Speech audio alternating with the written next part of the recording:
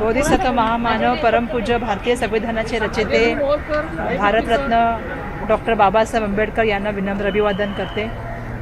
आणि मानव मुक्तीचा समतेचा धडा त्यांनी आम्हाला दिला आणि संपूर्ण या देशाचा संविधानाच्या माध्यमातून समता, बंधुता, न्याय, स्वातंत्र्य ही संकल्पना त्यांनी अंमलात आणण्याचं काम केलं। आज यांना आपण जाणता की प्रत्येक वर्षी जे आहे या ठिकाणी जे आहे ते लाखो संख्येने जे आहे ते अनुयायी या ठिकाणी येतात आणि बाबासाहेबांना त्या ठिकाणी विनम्र अभिवादन करतात। यावेळेला त्रास झाला काही लोकांना, कारण आपल्याला पण माहिती आहे की विमानाच्या सेवांमध्ये मोठ्या प्रमाणामध्ये त्रास झाल्यामुळे काही अनुयायांना या ठिकाणी पोचता आलं नाही। पण मला हे सांगायला पाहिजे की जगभरातून मंडळी या ठिकाणी येतात आणि प्रत्येक वर्षी जे आहे ते त्याच्याशी आमची अस्मिता जोडलेली आहे, आमचं आराध्य दैवत आहे आणि म्हणून त्यांना इथे येऊन आम्ही या ठिकाणी विनम्र अभिवादन केलेलं आहे। आणि आता शिवाजी पार्कला आम्ही जातो आणि शिवाजी पार्कमध्ये जे व्यवस्थापन आहे त्याचं कालसुद्धा आम्ही त्या ठिकाणी जे आहे ते पाहण्याचं काम केलं होतं आणि आज त्या ठिकाणी जे आहे त्या प्रत्येक स्टॉलला आम्ही त्या ठिकाणी व्हिजिट करणार आहोत। इंडिगोचा ज्या पद्धतीनं ही समस्या निर्माण झालेली आहे त्याबाबतीत केंद्र सरकारला तुम्ही किती जबाबदार धरताय, कारण का आता आरोपांची टोलवाटोलवी जी ही दोन्ही बाजूंनी सुरू झाली? नाही, मी केंद्र सरकारला संपूर्णपणे जबाबदार ठरवते या गोष्टीसाठी, कारण शेवटी इंडिगो एअरलाईन्सने किती जरी त्या ठिकाणी जे आहे ते तुम्ही म्हणा मोनोपोली तयार करण्याचा प्रयत्न केला किंवा स्वतःचं जिद्दीवरती काही गोष्टी ज्या आहेत त्यांनी प्रवाशांना त्रास देण्याचं काम केलं, कारण त्यांचं म्हणणं असं होतं की DGCAने जे नियम केले त्याच्या बाबतीमध्ये त्यांचं काही म्हणणं होतं, पण त्याचा जो भुगतान आहे तो प्रवाशांना सहन करावा लागला।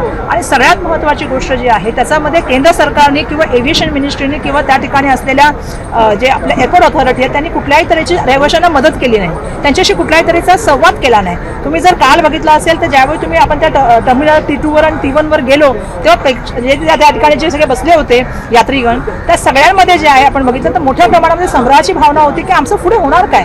लोक त्या ठिकाणी कालपासून म्हणजे एक दिवस आधीपासून त्या ठिकाणी वाट बघत होती, त्यांना राहण्याचं व्यवस्थापन नव्हतं, खाण्याचं व्यवस्थापन नव्हतं, भविष्यामध्ये त्यांचं फ्लाईट सुरू होणार आहे की नाही, जाणार आहे की नाही, काही लोकांचं सामान मिस आउट होतं, त्यांना त्याच्याबद्दल माहिती नव्हती।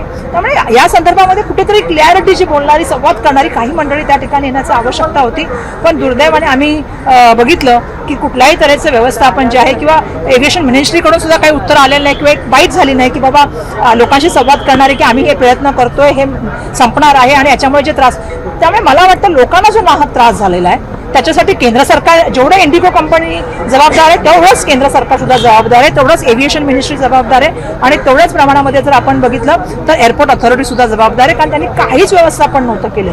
तुम्ही बघाल बाहेरच्या लोकांना तरी कमीत कमी आम्ही पाणी आणि काही गोष्टी दिल्या, पण तुम्ही विचार करा आतमध्ये जे लोक बसले होते ते इतके पॅनिक होते की त्यांना कळतच नव्हतं की सामान तुम्ही चेक इन केलेलं आहे पण लोकांना तुम्ही त्या ठिकाणी काय म्हणता पूर्णपणे जायला नकार सांगताय। लोक वाट बघतात की आम्ही बाहेर जायचं का आतमध्ये यायचं, कमीत कमी आमचं सामान तरी द्या। आणि या सगळ्या प्रसंगामध्ये तुम्ही पार्किंगचे चार्जेस वाढवताय, तुम्ही त्या ठिकाणी जे आहे ते मोठ्या प्रमाणामध्ये एअरलाईनचे ज्या बाकीचे एअरलाईन्स होतात त्यांनी त्या ठिकाणी फुगून रेट वाढवण्याचं काम केलं, ट्रॅव्हल एजन्सीचे पैसे वाढले, त्यामुळे लोकांना कुठे कसं जायचं हा खूप मोठा मूलभूत त्या ठिकाणी प्रश्न होता। अहिल्यानगर मधून एक धक्कादायक घटना समोर आलेली आहे। नृत्यांगनी रुपाली पाटील यांनी आत्महत्या केलेली आहे। भाजपचा संदीप म्हणून एक कार्यकर्ता होता, तो तिला लग्नाचा तगादा लावत होता म्हणून तिने सुसाईड केलेलं आहे। मी मगाशी सुरुवातीला बोलताना सांगितलं की बाबासाहेबांचा लढा हा समतेसाठी लढा होता आणि बाबासाहेबांचा लढा हा जसं मी मगाशी पण बोलले की मानव मुक्तीसाठी लढा होता। आणि आपल्याला एक गोष्ट मला या माध्यमातून सांगायचं आहे, खरं तर मी आज राजकीय बोलणार होते पण एक गोष्ट बोलायला पाहिजे की भारतरत्न डॉक्टर बाबासाहेब आंबेडकर यांचं जे आहे ते आंतरराष्ट्रीय दर्जाचं स्मारक व्हावं आणि हिंदू मिलचं काम लवकर पूर्ण व्हावं अशी आमची इच्छा, पण जर आज बघितलं तर 26 मध्ये हे काम पूर्ण होणार हे असं सांगितलं गेलं, पण दुर्दैवाने आपण बघतोय की अजूनही जो पुतळा आहे किंवा जो स्टॅच्यू आहे त्याच्या बाबतीमध्ये खूप साऱ्या तक्रारी आहेत, अजून त्याचं 95% काम जे आहे ते बाकी, आणि म्हणून आमच्या मनात आता शंका आहे की 26ला याचं ओपनिंग होणार की नाही। मला आता असं कळलं की काही NOC जे आहे त्या सुद्धा प्राप्त झालेल्या नाहीत, त्यामुळे हे काम डिले होईल की काय ह्याची आम्हाला मोठ्या प्रमाणामध्ये चिंता आहे। सामाजिक न्यायाबद्दल मला बोलायचं आहे की त्याचे जे पैसे आहेत 400 कोटी रुपये जे आहेत ते इकडचे तिकडे वळवले गेले, याच्याबद्दल सुद्धा मला आज बोलायचं आहे। आणि तिसरा सगळ्यात महत्त्वाचा आहे की आता ऑनर किलिंग हा विषय महाराष्ट्रामध्ये पुन्हा एकदा चर्चेवर आला, म्हणजे नांदेडच्या प्रकरणातून मी बघितलं की मोठ्या प्रमाणामध्ये ऑनर किलिंगचा प्रकार झाला। सक्षमला मला वाटतं त्या ठिकाणी हत्या झाली, त्याच्या बाबतीमध्ये मला बोलायचं आहे, कारण ज्या तऱ्हेने पुन्हा जातीयतेचं वातावरण झालं। खरं तर बाबासाहेबांनी सांगितलं होतं रोटी आणि बेटीचे व्यवहार व्हायला पाहिजेत, जातीयता मिटली पाहिजे आणि जाती ते मिटायची असेल तर एकमेकाशी लग्न व्हायला पाहिजे, समाज जवळ आले पाहिजेत.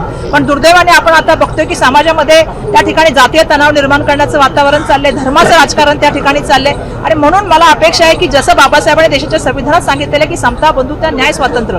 आता हा जो प्रश्न तुम्ही विचारला मला महिलेच्या बाबतीमध्ये, हे मी तर सातत्याने बोलते की वैशाली हागवणेपासून गौरीपर्यंत आणि आज तुम्ही आजचं मला प्रकरण सांगताय तोपर्यंत, म्हणजे संपदा मुंडे त्याच्यामध्ये असतील, डॉक्टर आणि इतरही महिला असतील, ते बघते की ह्या सगळ्या महिला सक्षम आहेत, शिकलेल्या आहेत, इंडिपेंडंट आहेत, नोकरी करतात.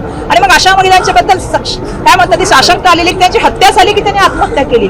पण मला एक कळतं की ज्या महिला इंडिपेंडंट आहेत, त्यांची कुटुंबाची म्हणजे त्यांचे आई वडील सुद्धा सदन कुटुंबातले आहेत, अशा महिला आता दुर्दैवाने आत्महत्या किंवा त्यांची हत्या का केली जाते, या संदर्भामध्ये सुद्धा काहीतरी चर्चा घेतली गेली पाहिजे. महाराष्ट्रामध्ये ज्या तऱ्हेने महिला अत्याचार किंवा महिलांच्या मोठ्या प्रमाणामध्ये हत्या किंवा आत्महत्या घडतात आणि चिंताजनक हा विषय आहे, कारण शिकलेल्या इंडिपेंडंट मुली, या सगळ्या मुली, मग संपदा मुंडे असेल किंवा गौरी असेल, या नोकरी करत होत्या. पण आज आपण बघतोय की ह्याच्याबद्दल कुठे चर्चा होताना दिसत नाही. आणि त्यामुळे महाराष्ट्रात, जसं मी सातत्याने सांगते की देशामध्ये जर नॅशनल क्राईम ब्युरोचा रिपोर्ट तुम्ही जर बघितला तर त्याच्यामध्ये महाराष्ट्र दुसऱ्या नंबर आहे महिला अत्याचारामध्ये आणि बाल अत्याचारामध्ये 1 नंबरवर आहे. हे आपल्याला कुठेही त्या ठिकाणी शोभनीय नाही आणि म्हणून या विषयावरती एकदा चिंतन केलं गेलं पाहिजे. खरं तर आम्ही शक्ती कायदा केला. शक्ती कायदा करण्यामागचं कारणच ते होतं की महिलांवरचे अत्याचार थांबले पाहिजे, गुन्हेगारांना शिक्षा झाली पाहिजे, कठोर शिक्षा झाली पाहिजे, टाइम बॉन्ड पद्धतीमध्ये झाली पाहिजे.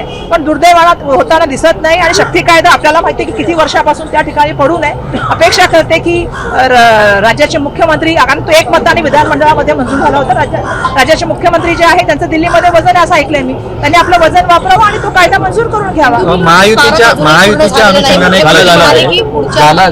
महायुतीच्या अनुषंगाने एक प्रश्न आहे.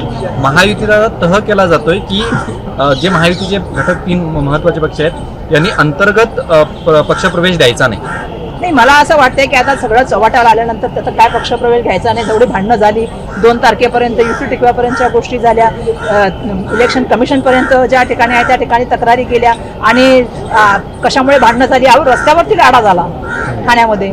हे काय लपून आहे का? मग हे झाल्यानंतर, सगळं झाल्यानंतर आता काय राहिले, आता तर संपलं इलेक्शन. आता पुढचे इलेक्शन येतील तोपर्यंत त्याच्यात थांबणार आहे का?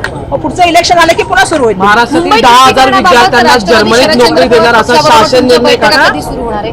मुंबईत युती करण्याबाबत शरदचंद्र पवार पक्षासोबत तुमच्या बैठका कधी सुरू होणार आहे? कारण तुम्ही म्हणाले होते की आम्ही त्यांच्याशी बोललेलो आहोत आणि त्या संदर्भामध्ये त्यांचं जेव्हा आमच्याशी बोलणं होईल, आमच्या सेशनशी बोलून तेव्हा त्यांनी बसू आम्ही. शासन निर्णय काढण्यात आला होता महाराष्ट्रातील 10,000 विद्यार्थ्यांना जर्मनीत नोकरी देण्याचा.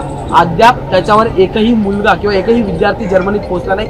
काल जर्मनीचं एक शिष्टमंडळ सह्याद्रीवर आलं, बैठक झाली, पण अद्याप त्याच्यावर कुठलाही पुढाकार. असं आहे की कधीतरी या योजनांच्या बाबतीमध्ये ना सखोल असा आढावा पत्रकारांनी पण घेतला पाहिजे.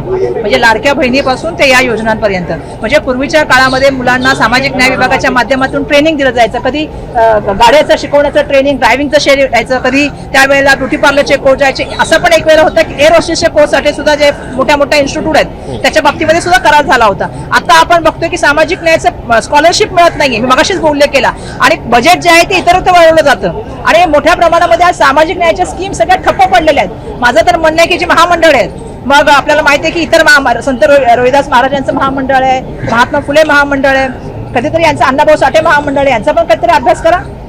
याला किती बजेट दिलं गेलं, बार्टीला किती बजेट दिलं गेलं, बार्टीने काय काम, बार्टीच्या माध्यमातून काय काम चाललंय, कारण या सगळ्या गोष्टीवरती रिव्ह्यू होणं आवश्यक आहे. आज तर मला माहिती आहे की काम केलेल्या गोष्टीवर सुद्धा पैसे देण्याचे सरकार देऊ शकत नाहीये, अशी परिस्थिती आहे. त्यामुळे योजनांचे पैसे कट करून ते कुठे चालले हे पण एकदा तपासलं गेलं पाहिजे. आणि असंही माहिती आहे तुम्हाला की त्यांनी आरोप पण केले होते मधल्या काळामध्ये त्यांच्याच भाजपाच्या एका आमदारांनी की बाबा 50 कोटी खोके घेऊन काय इकडल्या पक्षातून तिकडे पक्षात गेले, हे आरोप त्यांच्याच पक्षाने केलेले आहेत. जगभरात ख्याती असलेल्या हापूस आमदार, त्याच्यानंतर आता वलसाड हापूसने बाबा मला वाटतं आज आपण जे आहे ते बोधिसत्व महामानव परमपूज्य भारतरत्न डॉक्टर बाबासाहेब आंबेडकरांना विनम्र अभिवादन करूया, असं त्यांचा महापरिनिर्वाण दिन आहे. आणि मला असं वाटतं की लाखोच्या संख्येने जी लोक आलेली आहेत त्यांना आता परत जायचंय, त्याच्या काय व्यवस्थापन करता येईल म्हणून आम्ही त्यावेळेला सुद्धा सांगितलेलं आणि केंद्र सरकारला सुद्धा विनंती केली होती की जे टोल नाके आहेत ते त्या ठिकाणी जे आहे त्याला माफ करण्यात यावं, की जेणेकरून आलेल्या गेल्या, कारण आता तुम्हाला माहिती आहे की फ्लाईटचा समस्या आहे, ट्रेनने तर काही लोक जातील पण जे रस्त्याने लोक जातील त्यांना सुद्धा जे आहे त्या सुविधा द्यायला पाहिजेत, ही आमची इच्छा आहे. डॉक्टर